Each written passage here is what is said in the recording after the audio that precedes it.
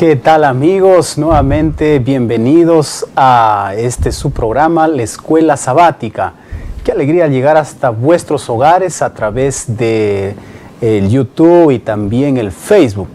Escriba ahí desde dónde usted se está conectando, de qué iglesia, desde qué lugar usted está allí viendo la transmisión. Así que, amigos, estamos contentos de comenzar esta lección, este programa, y sin duda una vez más vamos a dar la bienvenida aquí a nuestros panelistas. Pastor Montero, un saludo para todos nuestros amigos que están conectados, tanto en el YouTube y también en el Facebook, Pastor. Un saludo cordial, queridos hermanos, amigos.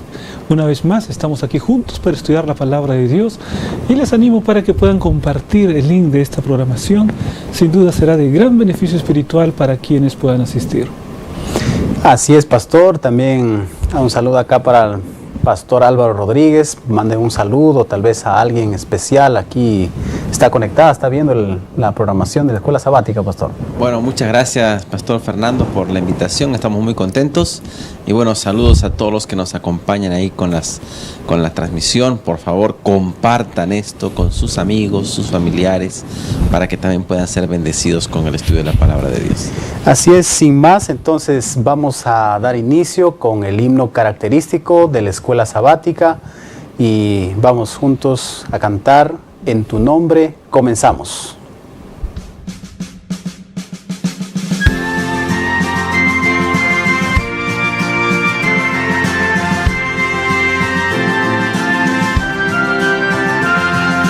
En tu nombre comenzamos esta escuela, oh Señor. Con fervor te suplicamos, seas nuestro director. Esta escuela nos enseña tu palabra obedecer y tu ley en nuestra vida ante el mundo enaltecer. Cada sábado venimos a tu escuela, oh Jesús. Ven, Señor, a instruirnos en la ciencia de la cruz.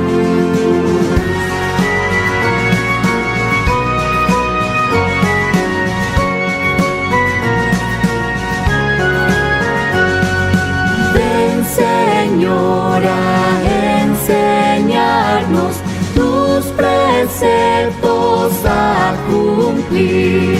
Ya reunidos esperamos tu presencia aquí sentir.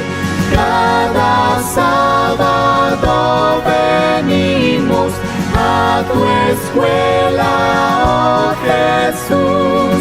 Ven, Señor, a instruirnos en la ciencia de la cruz. Cada sábado venimos a tu escuela, oh Jesús. Ven, Señor, a instruirnos en la ciencia de la cruz. Ven, Señor, a instruirnos en la ciencia de la cruz.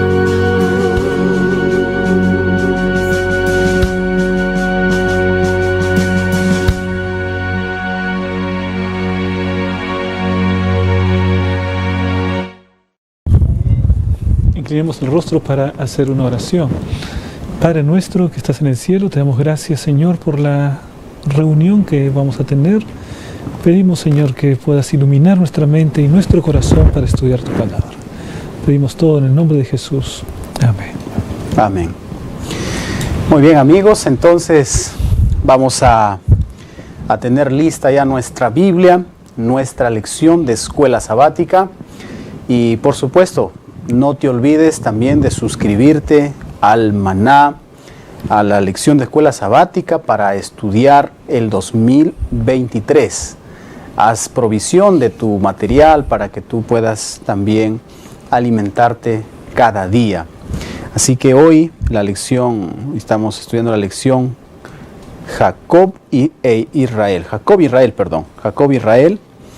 la lección número 10. Seguimos ahí viendo la historia interesante de Jacob. Así que, sin más, comencemos.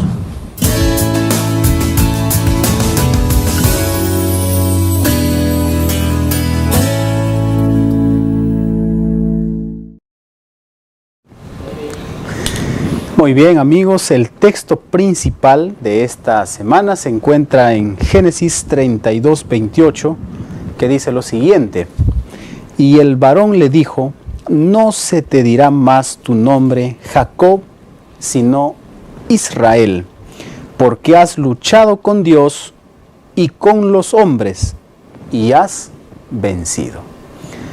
Esta es la lección número 10, una lección que vemos que Dios cumple nuevamente sus promesas a pesar de nuestras debilidades, nuestros errores, nuestras falencias. Así que, siguiendo el ciclo de aprendizaje, vamos ahora con el motiva.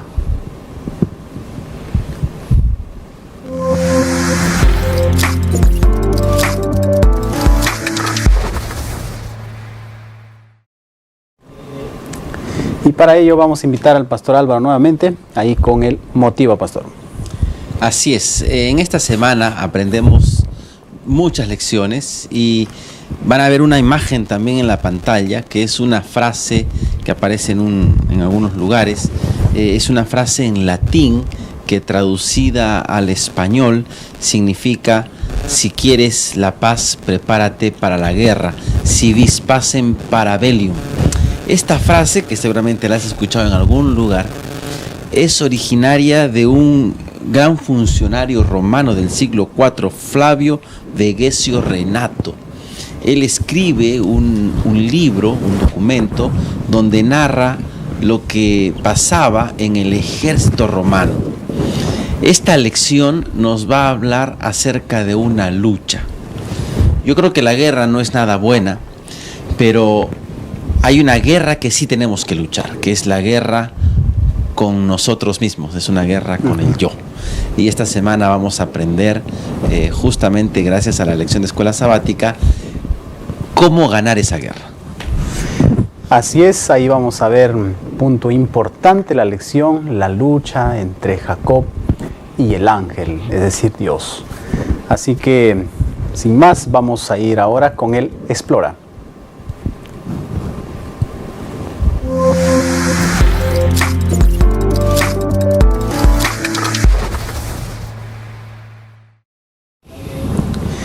Bueno, en esta primera parte vamos a ver un poco el encuentro nuevamente, el segundo encuentro entre Jacob y Dios, y el encuentro de Jacob y su hermano en este recorrido que hace desde la casa de Labán, su tío. Jacob está volviendo a su tierra, a Canaán, pastor, Canaán, el lugar allí, pero antes de establecerse hay un tema que resolver todavía, y vamos a ver este encuentro que tiene Jacob y con Dios, básicamente. Pastor Rubén, ¿qué puede decirnos con respecto a este episodio interesante de la lucha que tiene Jacob con Dios? Este episodio ocurre entre la preparación que él hace para poder encontrarse con su hermano y el encuentro con su hermano propiamente dicho, ¿no? Allí en la Biblia, Génesis capítulo 32, es donde se menciona este evento muy interesante, porque dice aquí en la palabra de Dios, versículo 23, los tomó pues y les hizo pasar el arroyo a ellos y todo lo que tenía. Así se quedó Jacob solo y luchó con él un varón hasta que rayaba el alba. Cuando el hombre vio que no podía con él, tocó en el sitio del encaje del muslo y se descoyuntó el muslo de Jacob mientras con él luchaba. Es decir, deja la familia a un lado y él queda en otro lado, pero él queda luchando con un hombre. No es una lucha que dura mucho tiempo. Dice, y bueno, es interesante que la naturaleza de esa lucha no se explica bien aquí, no se dice si tenían alguna arma o si había alguna cosa, pero lo que queda evidente es que el hombre con quien estaba luchando quiere salir, quiere irse, y entonces Jacob le dice, no te dejaré si no me bendices, no te dejaré si no me bendices. Y después le pregunta, ¿cuál es tu nombre? Jacob. Y ahí le cambia el nombre, le dice, ya no te llamarás Jacob sino Israel, porque has luchado con Dios y los hombres y has vencido. En otras palabras, en esa lucha en la que Jacob aparentemente tiene el propósito que el hombre no se vaya, y el hombre quiere irse, y el hombre quiere irse, y entonces Jacob hace todo lo posible para que no se vaya, y entonces para poder soltarse de él, porque llega la mañana, llega el amanecer, lo tocan a él, y en ese momento entonces se produce la conversación que hemos visto aquí. ¿Es una lucha espiritual? Parece que sí, parece tener todas las características de una lucha espiritual, porque Jacob reconoce que está tratando con un ser que puede bendecirlo. Es un ser divino, ¿no? Que es un ser divino. Él reconoce, entonces podríamos pensar que se trata de una lucha como para que no lo deje, se ha encontrado allí, y entonces parece que quiere agarrar, incluso usando de la fuerza física, para no dejarlo ir. No te dejaré si no me bendices. Y entonces finalmente le dice, bueno, has luchado con Dios y has vencido, o sea, has obtenido, yo te voy a bendecir. La bendición aparece mucho más adelante, pero aquí ya está la promesa. Y yo me preguntaba, ¿qué es realmente esa bendición que pretendía Jacob? Si Dios no la había bendecido ya anteriormente, Pastor Álvaro, tal vez allí. Una vez más creo yo que Jacob vuelve a encontrarse con sus más grandes temores. Porque él regresa o empieza su camino de vuelta, y en el camino alguien llega y le dice, oye, te cuento que tu hermano viene, y no viene para hacer las paces. Entonces, cuando uno lee la estrategia de Jacob, Jacob empieza a mandar un poquito de regalos de a pocos para ir aplacando la ira de su hermano. O sea, él cree que su hermano está, y creo que estaba enojado. Su hermano parece que se entera que su hermano está viniendo, Esaú se entera que Jacob está viniendo, y entonces dice, este es el momento de mi venganza. Ahora va a ver quién soy yo. Y Jacob se entera de eso, y él intenta agraciar a su hermano. Él se fue más de 15 años atrás huyendo de su hermano, y ahora iba camino a encuentro con su hermano, y parecía que las cosas no habían cambiado mucho. Entonces, en ese contexto, Jacob parece que intenta aplacar la ira de su hermano, tratar de calmarlo, pero los reportes dicen que no, y que sigue viniendo, y que sigue viniendo. Y cuando llega la noche, yo tengo la impresión que él asume que él podría encontrarse con su hermano, porque hay una conexión entre el encuentro de Jacob con Dios y luego el encuentro de Jacob con su hermano, ¿okay? Entonces él supone que, por último, si le toca morir, su familia no debe morir. Es por eso que hace pasar a sus hijos, a sus esposas, al otro lado, y dice, si me encuentro, que me mate a mí, pero que no se meta con mi familia. Ahora, en ese proceso, Jacob está en una lucha espiritual. Porque lean lo que dice el versículo 9 y 10. Está en pleno proceso de escuchar que su hermano viene. Luego dijo Jacob, Dios de mi padre Abraham y Dios de mi padre Isaac, Jehová, que me dijiste, vuélvete a tu tierra y a tu parentela, y yo te haré bien. No merezco todas las misericordias y toda la verdad con que has tratado a tu siervo, pues con mi cayado has tratado a tu siervo. Pues con mi cayado pasé este Jordán, ahora he de atender a 2 campamentos. Líbrame ahora de manos de mi hermano, de manos de Esaú. El primer paso para entrar en esa lucha con Dios, porque entra con una lucha con Dios, creo que es la oración. Sí. Él empieza con ese primer punto que es la carga pesada que tenía Jacob en realidad era que él se sentía de alguna manera culpable de lo que había hecho, y aparte sentía temor de que su hermano no le perdonara todavía, ¿no? Sí, él está, me da la impresión que él está todavía preocupado a pesar de que sabe que Dios lo está guiando, los temores lo vuelven a asaltar y Señor, líbrame, si puedes, líbrame de las manos de mi hermano. Y luego se encuentra con el Señor, ¿verdad? Y él pelea con él. Ahí el texto no es muy claro si es que Jacob era muy consciente inicialmente de quién era él, pero luego parece ser consciente porque le dice, no te dejaré hasta que me bendigas. Entonces está la oración y está luego la lucha con Dios, que podríamos incluso aplicar a nuestros días, ¿no? Necesitamos entrar en una lucha con Dios, en buenos términos, ¿no? Es decir, ¿se va a hacer mi voluntad o la voluntad de Dios? ¿Qué es lo que estamos esperando, ¿no? Ante una decisión grande o ante alguna situación, creo que la aplicación es una lucha permanente, asidua, fuerte, ¿no? Hasta ver, pues, ¿no?, que Dios se manifiesta y que su voluntad haya sido hecha en nuestra vida, ¿no? Claro, la lucha que tenía Jacob era de mantenerse en la presencia de Dios, ¿no? El Señor le estaba diciendo, bueno, déjame, ya viene pero él quiere mantenerse en la presencia de Dios, y creo que esa lucha es la lucha nuestra, ¿no?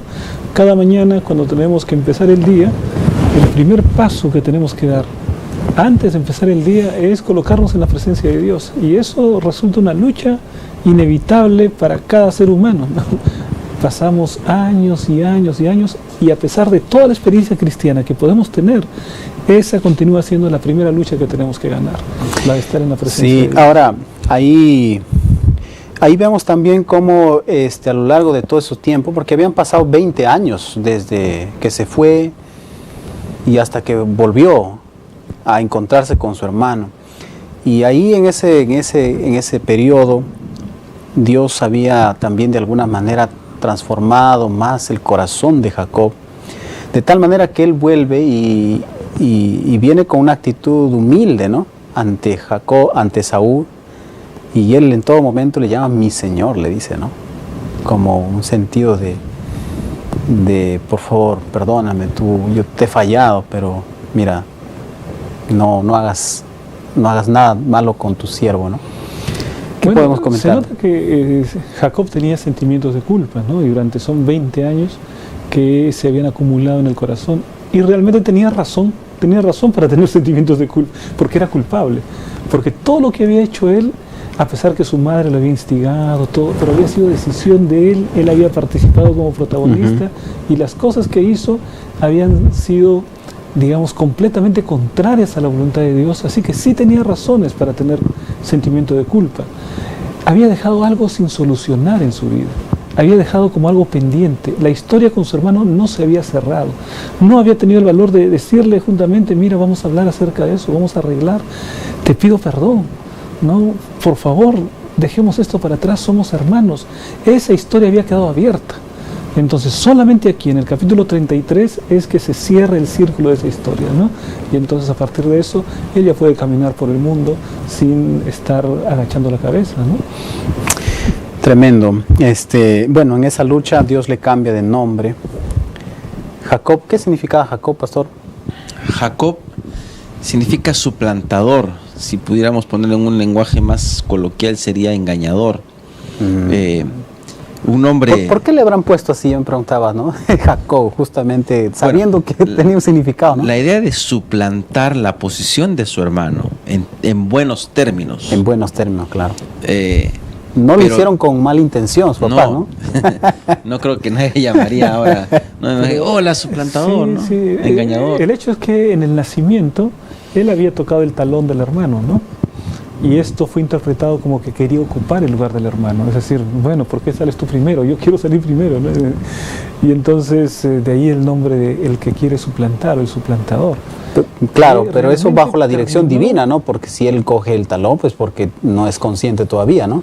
Claro. Como que Dios de alguna manera había escogido, Dios dice que había escogido en realidad a Jacob. Y eso lo sabemos por Romanos 9:13, donde dice a Jacob amé y a Esaú desestimé.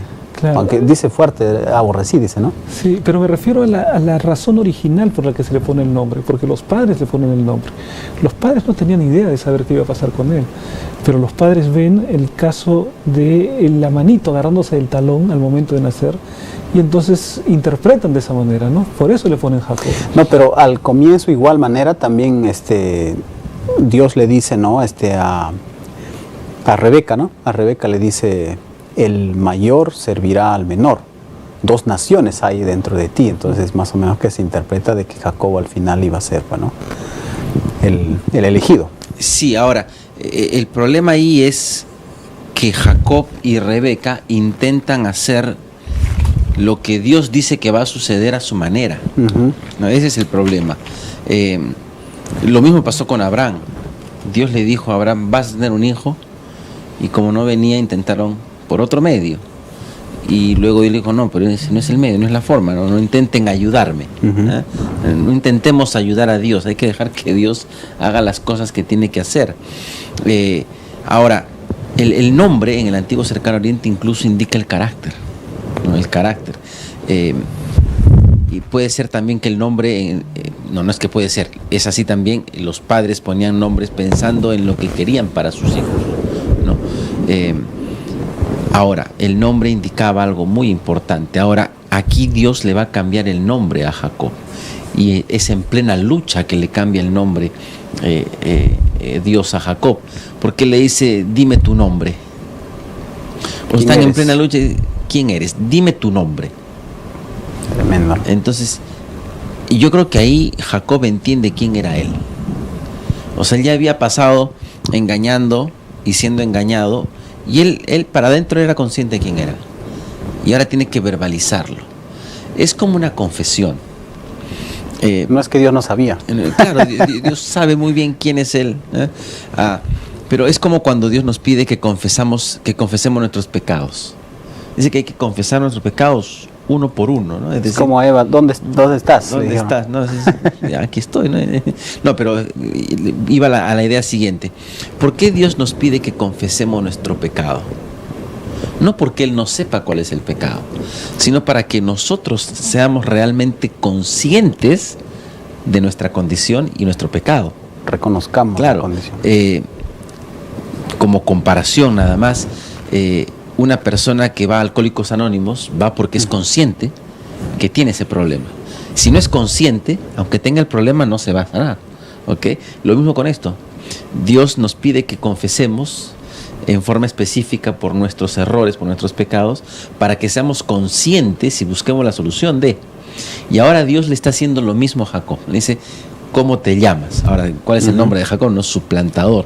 Claro, he engañado 2 veces a mi hermano, engañó a mi padre, mi vida ha sido un engaño, y él tiene que confesar lo que es Jacob, ¿sí? Eso soy yo, soy Jacob, soy un engañador. Muy bien, finalmente lo reconociste, ahora estás listo para ser diferente, ahora vas a ser Israel, ¿no? Esa es la transformación que Dios quiere hacer, que solo sucede cuando uno entra en la lucha con el Señor, ¿no? Y cuando tenemos que aprender a reconocer quién soy yo, para que Él pueda hacer el cambio. Si yo no reconozco lo que soy, no hay forma que Dios haga una transformación. Qué tremendo. Pastor, hay una expresión ahí que me llama la atención cuando se perdona, le ve a Jacob y le dice ahí en el versículo 33:10. Jacob le replicó, dice, no, yo te ruego, si hallado ahora gracia a tus ojos, acepta mi regalo, porque he visto tu rostro como si hubiera visto el rostro de Dios, pues con tanta bondad me ha recibido. ¿Qué quiere decir esa expresión ahí? Bueno, Jacob. Yo veo aquí que Jacob tenía una expectativa diferente, ¿no? La expectativa que tenía era la de un momento difícil, un momento en el que su vida estaba en riesgo, la vida de su familia, de su esposa, de sus esposas. Entonces es como una sensación de alivio, ¿no? Es como una sensación de haber terminado en una situación mucho mejor de la expectativa que tenía. Y entonces, mira, él esperaba lo peor, tal vez, ¿no? Cuando lo ve al hermano, dice, caramba, es como que como que el alma había vuelto al cuerpo, ¿no? En un sentido no platónico, ¿no? Sino en un sentido metafórico solamente. Y entonces, es decir, él se siente aliviado. Y entonces cuando ve la presencia de su hermano, con esa actitud, él siente que realmente Dios lo ha bendecido y Dios le ha librado, ¿no? Entonces dice, es como si estuviese viendo los ojos de Dios, porque en sus ojos no ve ni venganza, ni deseo de matar, sino ve perdón, ve misericordia, ¿no? Y esos son los ojos de Dios, ¿no? Bueno, o sea, reconoce que el perdón de Dios era inmerecido para él, para Jacob. Y el perdón de su hermano también inmerecido para él. Porque él esperaba realmente que tomara represalia a su hermano, pero lo perdonó, dice que lo abrazó, lo besó, ¿no? Bueno, grandes lecciones para aprender. Vamos a la siguiente parte de la lección. Y bueno, ahí entra en un episodio particular, ¿no? Con la única hija, mujer de Jacob, Dina. ¿Qué pasó acá con Dina, ¿no? Llegaron a ese lugar, ahí estaba, dice, Siquem, la deshonró a Dina. ¿Y cómo fueron desenvolviéndose esos hechos, Pastor Álvaro? Bueno, es una historia peculiar en la que cuando ya se van estableciendo en Canaán, la única hija de Jacob, como bien dijiste, Dina, es deseada por un personaje de la zona, intenta cortejarla, pero finalmente termina cometiendo un acto deshonrando a Dina y a su familia, ¿eh? Entonces el asunto se enteran. El muchacho parece, entre comillas, tener buenas intenciones, ¿no? Porque dice, no, me quiero casar con ella, quiero restituir el asunto, pero el daño ya había sido hecho. Entonces los hermanos van a reaccionar diciendo, ya está bien, pero tienen que circuncidarse, ¿verdad? Y manda a circuncidar a todos, ¿eh? Y esa misma noche los hermanos de Dina entraron y mataron a todos los hombres, ¿no? Es una historia que parece no encajar en la narrativa, ¿no? Estamos viniendo con que Jacob sale de Mesopotamia y va camino al encuentro con su hermano, se encuentra con Dios y parece que ya el asunto está más tranquilo porque se va a establecer en paz, ¿no? Parece que ya haya paz y de repente sucede este evento que rompe la narrativa en el sentido de que parece que todo se estaba arreglando, pero algo pasa y no está bien. Pastor, aún así hay episodios, hay expresiones que se van repitiendo. Y esto es, por ejemplo, engaño, mentiras otra vez. Porque los hijos de Jacob mienten, pues, ¿no? A Siquem, a Hamor, que era el padre de Siquem. Y mienten, pues, ¿no? Circuncídense todos. Y una vez más ahí está la trama ahí de la historia que se desenvuelve en torno a engaños y mentiras, ¿no? Y bueno, ¿qué otra lección podemos sacar de esta historia, Pastor Rubén? Bueno, aquí la historia es trágica, ¿no? Aparece aquí como una mención sobre Dina el hecho que había ido, dice, a ver a las hijas del país, ¿no? O sea, ella parece que fue imprudente, ¿no? Se expuso ahí. Cuando uno tiene una sociedad en la que abunda pues la inmoralidad, alrededor los cananeos tienen una cantidad de costumbres que son totalmente antibíblicas, completamente contrarias al pueblo de Dios. Entonces, ¿qué fue a hacer Dina? A conocer a las hijas del país, dice, ¿no? Vamos a hacer una gira, voy a conocer, a ver cómo son las amigas, cuáles son las costumbres. Quiso explorar, ¿no? Pero fue completamente imprudente porque sin conocer que allí la gente mala se aprovechaba de otros y así con impunidad, y de esa manera actúa Siquem, ¿no? Que es el príncipe que la ve y que después quiere casarse con ella y que desata todo un vendaval de violencia de parte de los hermanos, ¿no? Es decir, creo que allí podemos ver cómo nosotros necesitamos ser prudentes en relación con el trato con personas que no son de nuestra fe, ¿no? Dice la palabra, no os unáis en yugo desigual, dice, ¿no? Nosotros podemos tener contacto, podemos tener amistad, sin duda, de hecho, ¿no? Una disposición abierta, incluso hasta para evangelizar, incluso para dar testimonio, ¿no? Pero hay ciertos límites que tenemos que reconocer, ¿no? En nuestro trato con las personas, podemos amar a las personas, pero no practicar aquello que esté en contra de la voluntad de Dios, hacer una separación muy clara entre las personas y el comportamiento y las costumbres antibíblicas de una persona, ¿no? Sí, pasando ya a la última parte de la lección, pastores, Dios en el capítulo 35 de Génesis le dijo Dios a Jacob, levántate, sube a Betel y quédate allí y haz allí un altar al Dios que se te apareció cuando huías de tu hermano Esaú, ¿no? De manera explícita y le dice, ¿no? Que Dios se te ha aparecido. Pero antes tenía que hacer unas reformas, pastor. ¿Qué reformas tenía que hacer ahí en la familia? Y es interesante, curioso, ¿no? Todo lo que hace ahí. Podríamos, antes de pasar a las reformas, conectar la historia de Dina como un interludio entre aparentemente ya encontraba paz Jacob, ¿okay? Y ahora vuelven los problemas, y Dios se le aparece para confirmar o continuar con el pacto. Una lección que me gustaría enfatizar en este momento es que cuando las cosas van bien, no te confíes, porque este mundo es así, ¿okay?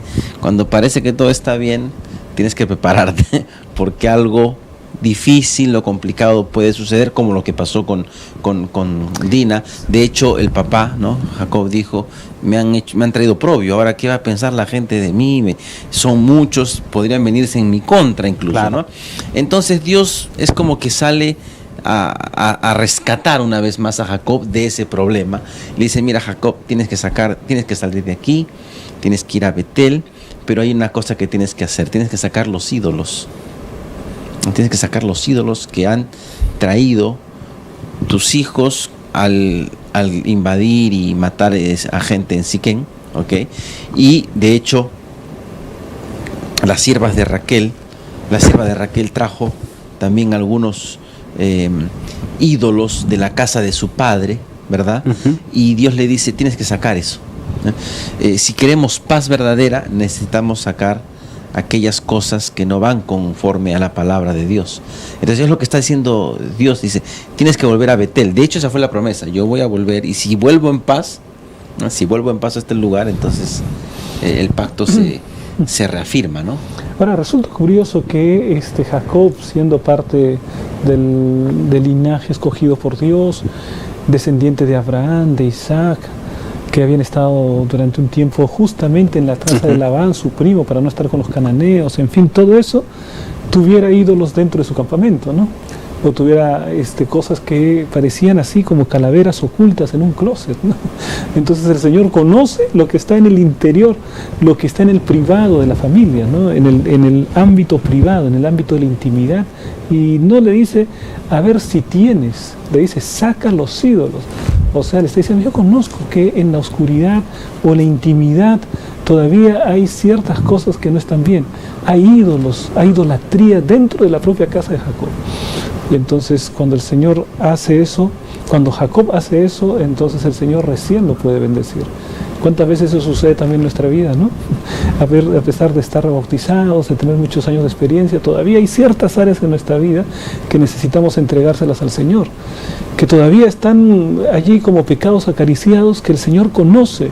Y entonces cuando nosotros podemos sacar a la luz, confesar nuestros pecados, entonces es el momento en que el Señor va a venir con toda su bendición delante de nosotros, ¿no? Sí, pastor, ya estando en Betel, ahí en el versículo 11, le dice, también le dijo Dios, 35:11, yo soy el Dios omnipotente, crece y multiplícate.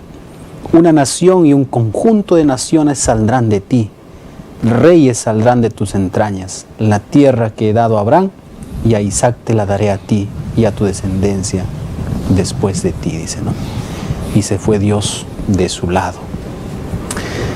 La reafirmación nuevamente de la promesa, de la bendición, le recalca ahí Dios, ¿no? ahí en ese encuentro que tuvo. Pero, Pastor Álvaro, hay dos incidentes más, la parte final ya, ¿no? Y bueno, tristes también, ¿no? Una con Rubén y otra, bueno, con ya Raquel. Coméntenos un poquito acerca de eso. Sí, Rubén decide una mala decisión, decide tener un encuentro amoroso con la sierva de Raquel, y Raquel había muerto. Entonces parece que los problemas familiares todavía de alguna manera estuvieron ahí, porque no se olviden en última instancia que Jacob era un ser humano como nosotros y tenía 2 esposas, y las 2 esposas tenían siervas y había hijos. ¿Y esas eran concubinas, ¿no? Algo así? Sí, y si ustedes recuerdan la historia de Abraham, cuando nace Ismael, ya hay problemas entre las 2 mujeres. Claro. No podríamos pensar que fuera diferente, haya ciertos problemas también allí. Recordemos que Jacob ama más a Raquel y por lo tanto a las hijas de Raquel, a los hijos de Raquel, ¿ok? Entonces muere Raquel, ¿no? Fallece la mujer que él amaba, ¿ok? Y parece que el hijo, en un arranque de molestia, de ira, decide hacer algo en contra de su padre, ¿no? A causa de lo que puede haber pasado en el entorno familiar. Es triste ver esta situación. El texto no nos declara más por qué lo hacen y qué pasó después, ¿ok? Pero estos 2 eventos podríamos decir que terminan cerrando un ciclo en la vida de Jacob, que nos podría indicar que los problemas siempre van a estar allí. Y lo que hay que hacer es estar en Betel, estar en la presencia de Dios. Llena de dificultades la vida de Jacob, sin duda. Como usted decía, la vida está llena de problemas y dificultades. En cualquier momento se van a aparecer. Y ya ahí, para ir cerrando básicamente la lección,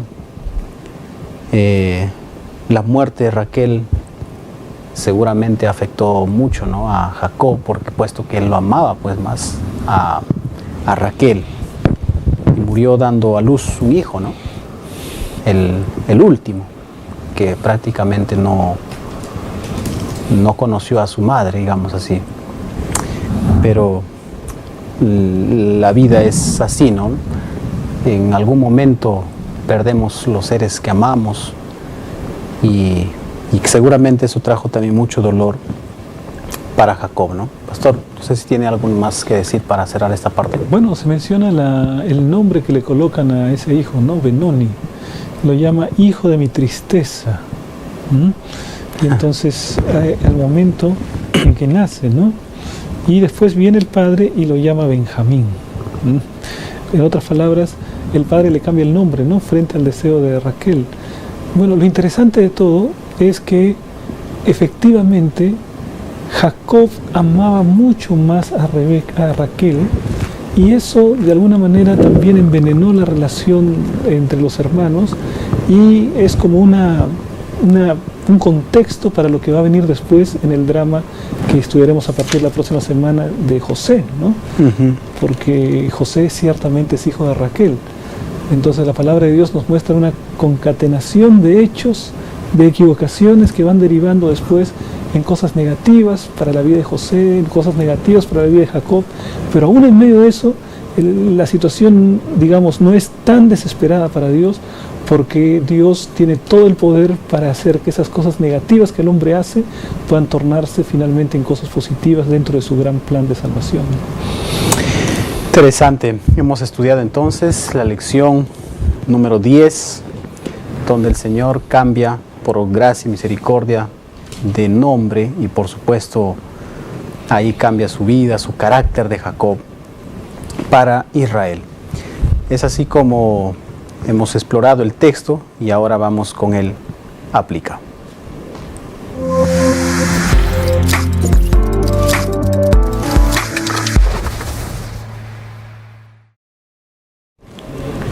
Pastor, terminemos esta lección con algunas aplicaciones para nuestra vida hoy en día, con esta historia que acabamos de estudiar. Sí, quise recapitular algunas cosas que ya se han dicho de alguna manera en el desarrollo de la lección. Es que para realmente ser transformados por Dios, yo tengo que reconocer quién soy yo. Otro que podríamos decir es que para reconocer quién soy yo, necesito entrar en una lucha con Dios, en diálogo. Cuando decimos lucha no es pelearse, ¿no? Es entrar en ese encuentro con el Señor, diálogo, oración, estudio de la palabra de Dios, para que la transformación sea posible, ¿no? Y finalmente, o dentro de una de las lecciones que podríamos resaltar de esta semana del estudio de la lección, es que los problemas van a estar siempre a la orden del día. Jacob parece que nunca tuvo paz, ¿no? Porque parecía que se arreglaba, ¿no? Se arreglaba con su hermano, pero le pasó lo de la hija. Y parece que otra vez estaba bien con todo y muere la esposa y el hijo hace una cosa ahí terrible, ¿no? Y no va a terminar ahí, ¿no? Lo que significa que esta vida está llena de problemas y nunca va a dejar de haber problemas. El asunto es cómo enfrentamos esos problemas, ¿no? Pastor Rubén, tal vez un mensaje a alguien que también pasa por problemas, dificultades. Desde el momento del nacimiento de Jacob, cuando se le coloca por nombre el suplantador, ¿no?, en base al evento de su nacimiento, parecía que la vida de Jacob está encaminada hacia las cosas negativas, ¿no? Por ejemplo, el suplantador es el engañador, engaña aquí a su hermano, se engaña con Labán. Hay una cantidad de cosas dentro de la vida de Jacob. Y sin embargo viene Dios, cambia el nombre y también de alguna manera la orientación de la vida de Jacob cambia también desde ese momento, ¿no? Es aquel que recibe la bendición, es aquel que a pesar de la muerte de la esposa querida, ¿no?, él continúa todavía en la lucha de la vida, sigue adelante.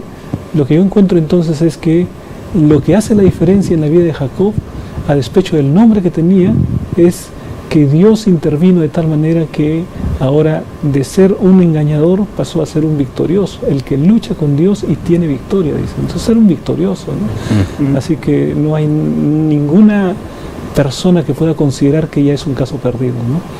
Porque Dios puede hacer toda la diferencia en la vida de esa persona. Qué interesante. Entonces vamos ahora con el CREA.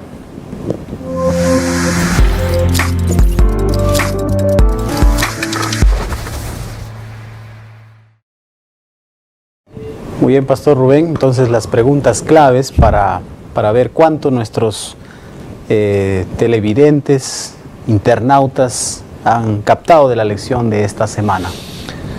Bueno, amigos, vamos a ver las preguntas claves de esta semana.